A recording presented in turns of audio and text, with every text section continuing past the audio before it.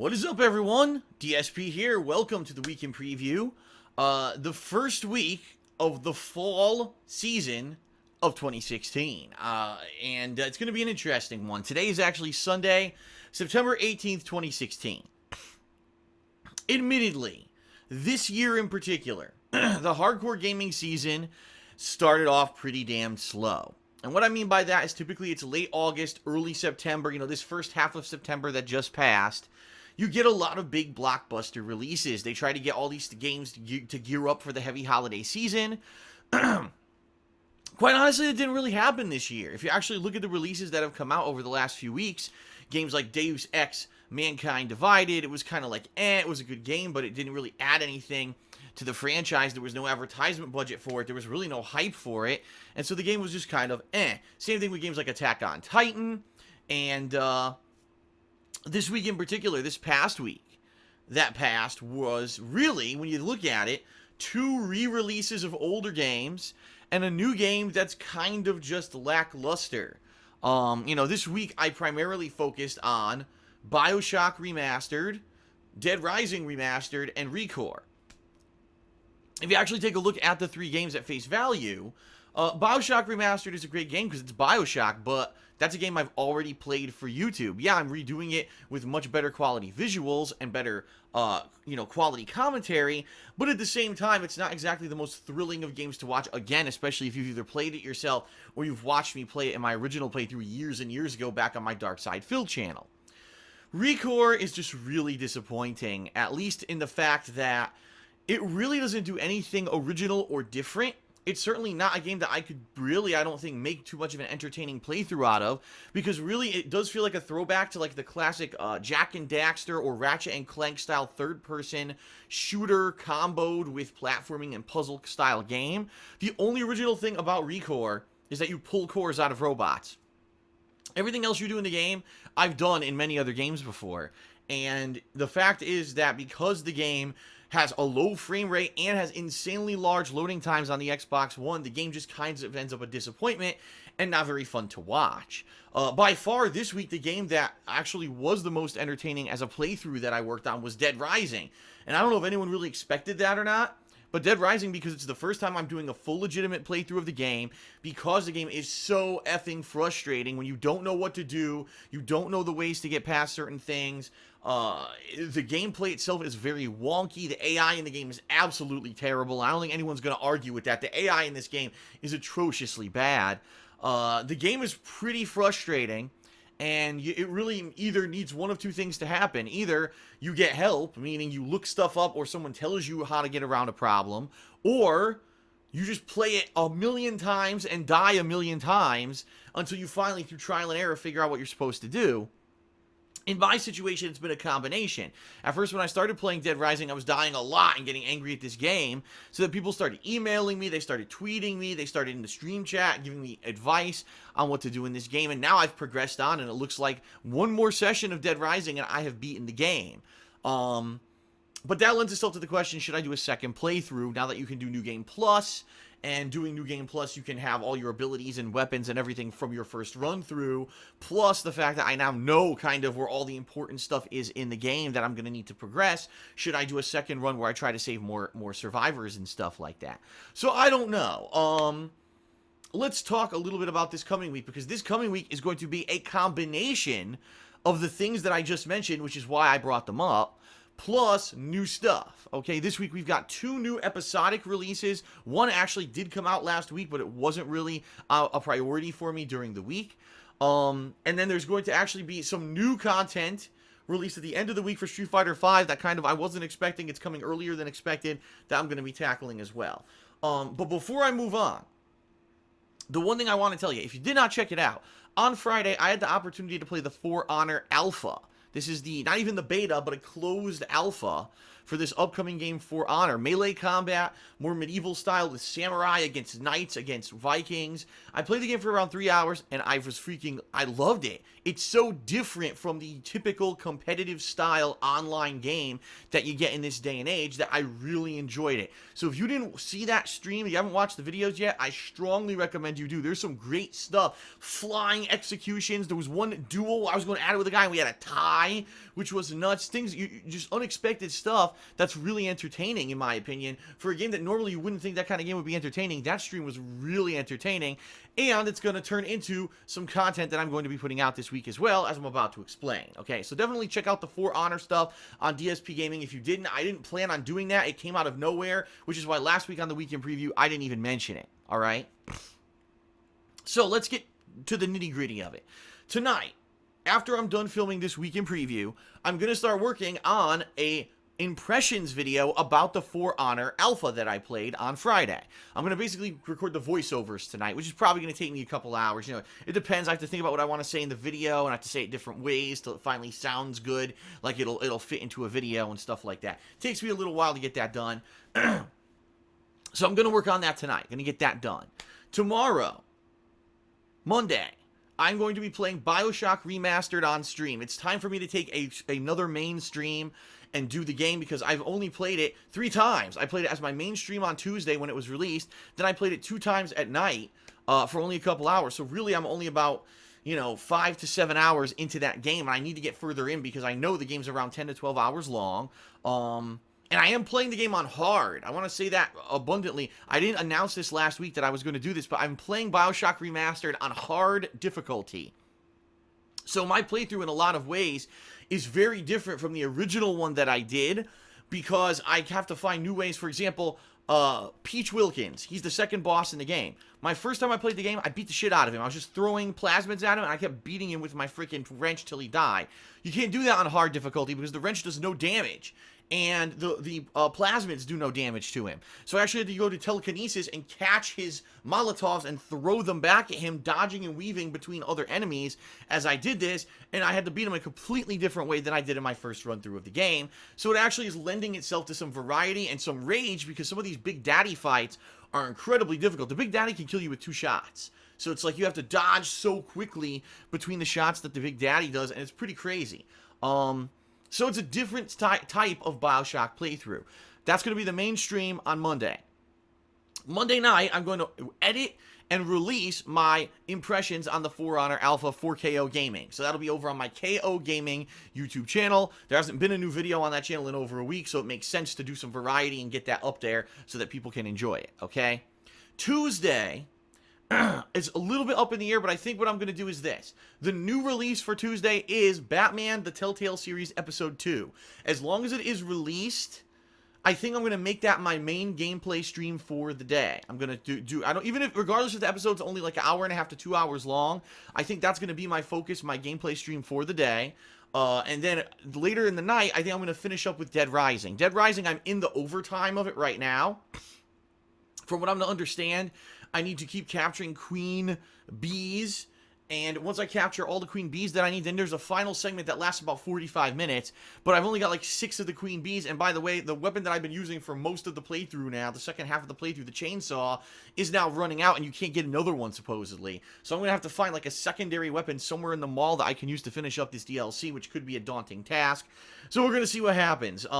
So yeah, that's going to be Tuesday night. More than likely, I'm not going to stream it unless there's overwhelming demand. People say, no, you got to stream the conclusion. Then I'll stream it, but more than likely I won't. So let me know what you think if you want me to stream that conclusion or not on Tuesday night. And that'll finish up my primary my primary Dead Rising playthrough. Wednesday, I'm going to again return to Bioshock. I want to do a main stream of Bioshock on Wednesday. And then Wednesday night, I want to do the Minecraft Story Mode episode, I think it's episode 8, the final episode. It was released last week, but I have not had a chance to play it. I've been so focused on all the other stuff going on that I just have not had another chance to play this game, okay? So that's going to be Wednesday night. I'm going to do Minecraft Story Mode. Thursday is up in the air, and the reason I say that is because Thursday it was announced that Thursday is the final expansion content for Street Fighter V. So you may say, well, what does that entail? Well, the final DLC character, Urien, who I'm very interested in playing because Urien was one of my main characters in Street Fighter III Third Strike. Now, I'm not saying I ever won tournaments with him or anything. In fact, my style of playing Urien was always different. I used the Tyrant Slaughter super, because in Street Fighter III Third Strike, there's 3 super arts you can select. I always use Tyrant Slaughter. Almost everyone used his Aegis Reflector because it does these setups and mix-ups in the corner that lead to giant damage. But I liked Tyrant Slaughter. It was a lot weaker super. It wasn't as good for setups and for tournament play. But I played Urien in a lot different way than a lot of other people did. So I know all about Urien. I know the ins and outs. I know his combo ability. I know everything.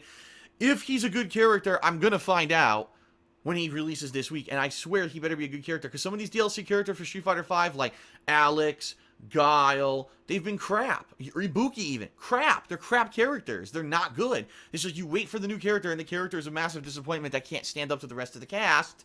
What the hell were they thinking? Okay? Pretty disappointing, honestly, with the DLC releases so far for Street Fighter V.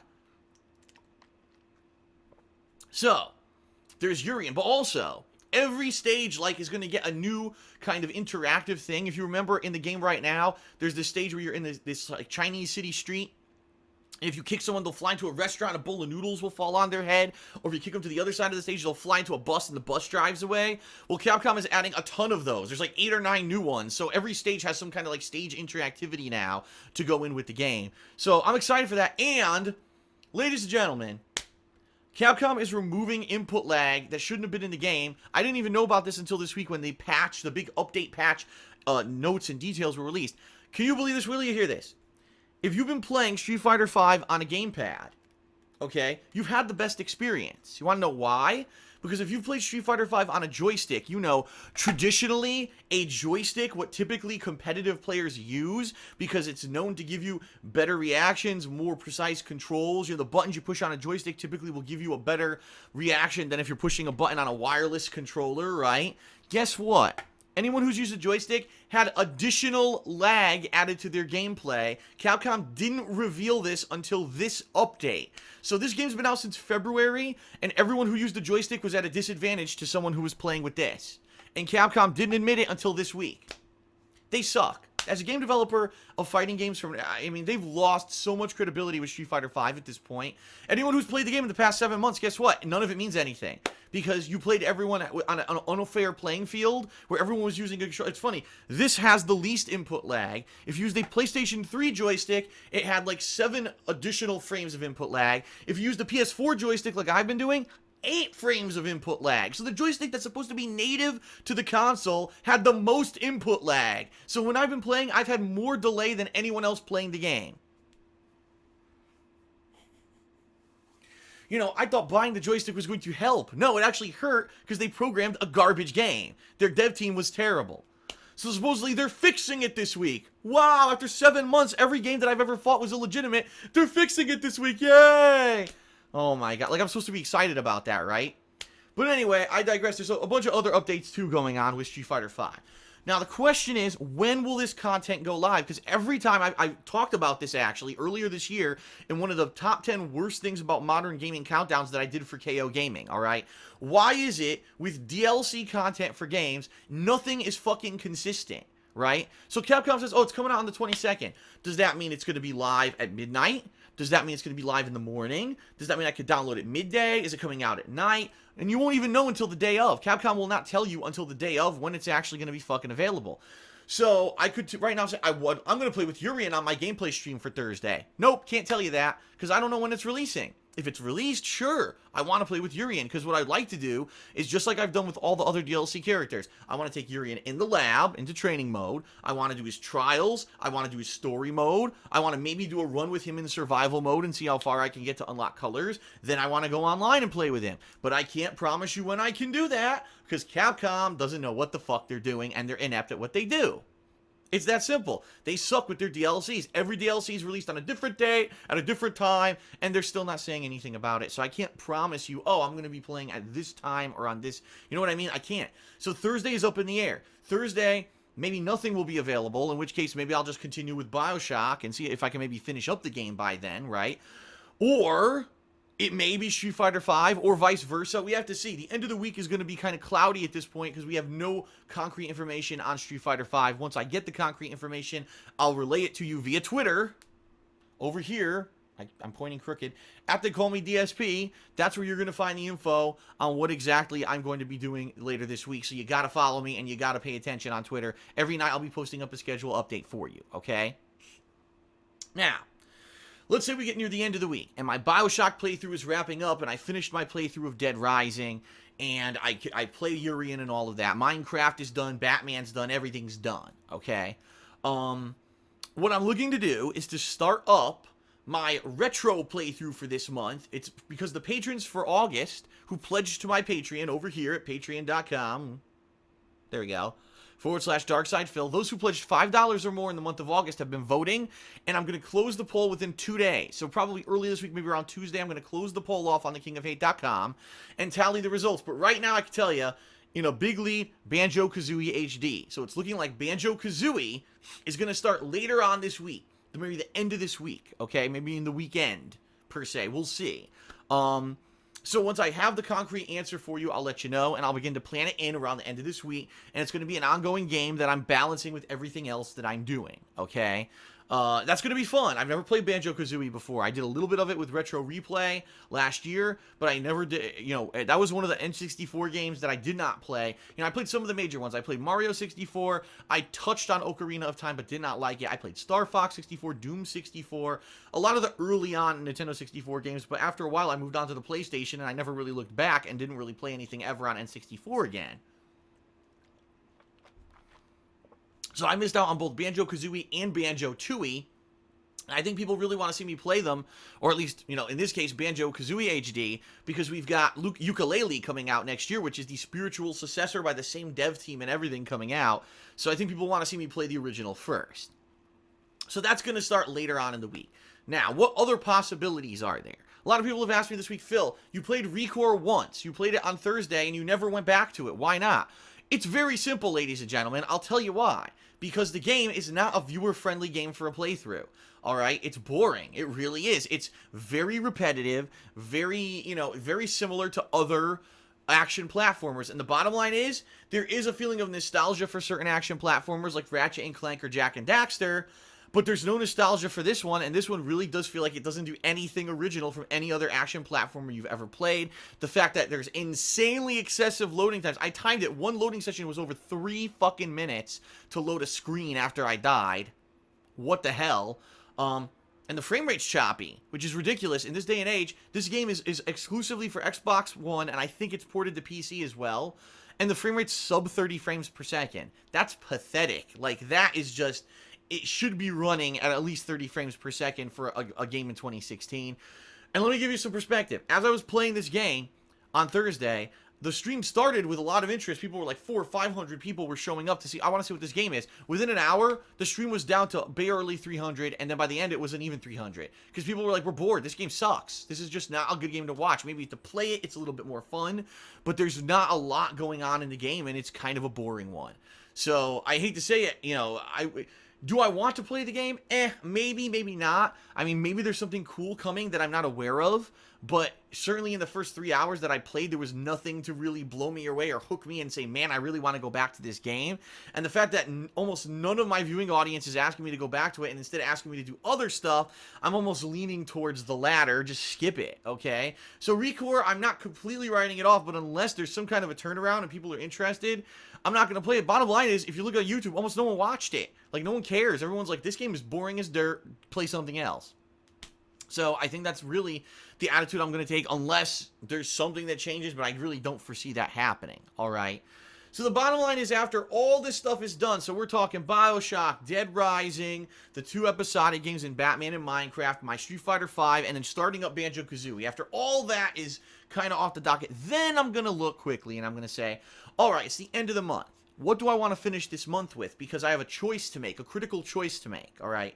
I could do a second run-through of Dead Rising, All right. I could play the Minerva's Den DLC for Bioshock 2, which was included with the Bioshock collection that I bought, but I had never played that DLC back in the day, and everyone got angry at me and said, you should have played it. It's like one of the best DLCs in recent memory for games, and you skipped it because you were so angry at the plain vanilla Bioshock 2 that you didn't check out this exceptional DLC. There's a possibility I could do that if people are looking for it, all right? Or I could do something new, because if you actually look at the end of this month, okay, we've got XCOM 2, which is being ported to consoles. We've got a new Sonic the Hedgehog game that's coming out this end of this month. I don't know too much about it. Sonic Boom, which is the franchise that everyone seems to hate. So I don't know if it's going to be worth even trying, because people might just say it sucks, don't play it, right? There's a new Forza game at the end of this month. Again, a franchise I've never played anything in. It's hit or miss. I could try it and people will hate it, or I could try it and people will be like, wow, this is refreshing and different and we love it. So I don't know. There is a new episode of Hitman coming out at the end of September. So at least that's set in stone that I will be doing that. But really, that last week of September, besides continuing Banjo-Kazooie and Hitman, I don't have anything definitively set in stone. And I want to kind of keep it that way until I get to that time frame, and I can maybe then I could try to take in the atmosphere from my viewers and say, gee, what are people digging? What do they want to see more of? What are they, you know what I mean? I may use polling. This week, polling was huge. This week, almost every day on Twitter, that's not Twitter, down there, at They Call Me DSP, almost every day I put a poll up on Twitter and people voted, and my gameplay streams were determined by the people voting. It was 3 days, actually Tuesday, Wednesday, Thursday, Saturday, Sunday. So 5 days this week were determined by the viewers. And I think it worked out well. The streams that I did had great attendance. Like, I can't tell you that I'm disappointed at all. The streams this week were good. So if this is working, if people like that interactivity, I'll keep doing that. But I'm not sure. Like, the end of this month is so much going on. I have to really think about what I want to do. Last thing I want to do is, like, buy a game like XCOM 2, $60, play it a couple times, then get too busy with other stuff, never get back to it, which is exactly what happened with XCOM 1. And then people are disappointed. I'm disappointed because I never got back to it. I spent $60. I never even made up my money on the game because I didn't get too far in the playthrough. That's the last thing I want to happen, okay? So that's why I'm trying to be more apprehensive with the stuff that I start with at the end of September. Now, I'll leave you with this before we get to the final segment here. If you thought that this September has been boring, if you've been sitting around like, man, there's been almost no high-profile new releases, if any, I'm not liking the stuff Phil's putting out because most of it's retro stuff, this month sucks, okay? I feel ya. Not everyone digs the old school stuff, and this year's really been a drought. Think about last year, we had Until Dawn, followed by Metal Gear Solid 5, tied in with Mad Max, followed by Super Mario Maker, followed by like another game. There was like that much stuff within a month that was big, high-profile stuff. Got people excited. They came to watch my streams and my content. This year, not so much, because it's more rehashed stuff and almost nothing. Anything that was supposed to come out that was hyped this month was delayed. So, not much I can do about that, right? October is going to be the polar opposite. If you can bear with me until October and come back once the new releases start hitting in October, I really think games like Mafia 3 and Gears of War and WWE, and when I experiment with the PlayStation VR, which is going to be a hilarity into itself, and, you know, Dragon Ball Xenoverse, Battlefield, you know, all these games, I think are going to stack up to be an epic month, but we have to get there, and that's the problem. We have to get through these boring summer months that honestly were pretty damned boring, and now we've got a September that is ending up being pretty flat overall. I said the best thing this month so far has been Dead Rising, and I like it, and I'm happy that people are enjoying it, but it's only one game. I can't support myself on one game a month, you know what I mean?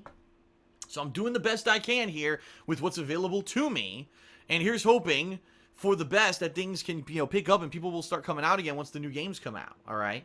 Last but not least, Patreon.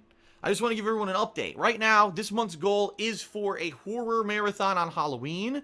The difference between last year and this year's marathon is I'm going to be playing 3 to 4 games during this marathon, so there's variety. The main complaint I got last year was the event was good, but I only played 1 game and people got bored within 2 hours. So this year's different. I'm playing 3 to 4 games, so it'll be variety, and I think people's interest will be kept a lot better this year. But we haven't hit the goal yet. We're under $100 to the goal. A lot of people have been asking me this week, gee, Phil, how far are we from the goal? You know, you got about 12 days left till the end of the month. We're close. We only need, like, I think it's like $90 or something like that. And we will hit the goal for September. There will be a Halloween marathon. I've been looking at Halloween costumes. I went out this past Friday, and I was looking at this. There's a couple stores in my area for Halloween that are selling costumes, and I'm looking around getting some good ideas of things that I can do for this one. So, I want this marathon to happen. I know that you probably want it too. Consider pledging, even if this is a slow month and you're disappointed that there hasn't been any new releases. You're like, man, when's Phil going to put out some good new releases again? We like following him when he plays the new games. And you want to see a fun Halloween-style marathon? You got to pledge. Don't just ignore it this month. You got to pledge, okay? $90 to go to hit this goal. We can definitely make it.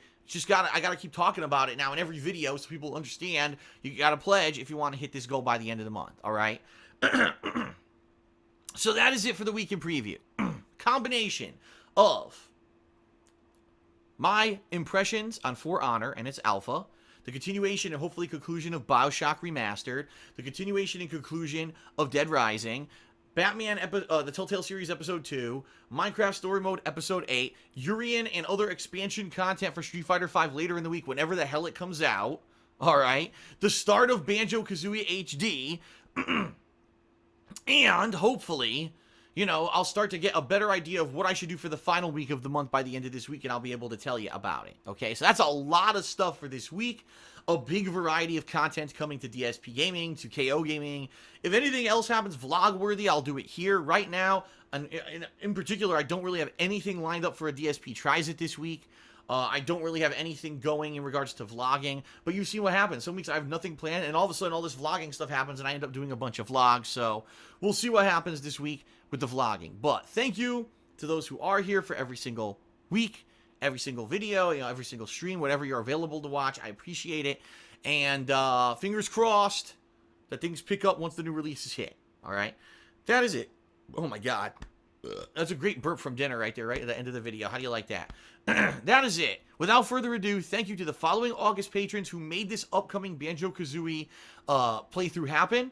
And I will see you tomorrow for new gameplay, new content. As always, peace out, everyone. Have a good night. Fall has begun. This week is the first official week of fall in the United States. I'm excited. My window's open. No air conditioner. I don't know if you can tell. There's no air conditioner sound or anything right now. The air conditioner's uninstalled. It's cool enough for me to not have that. I'm excited by that. I like the cooler weather when I'm gaming. It's actually more comfortable in the office, and I can't wait for it. So, thanks, everyone. See you later.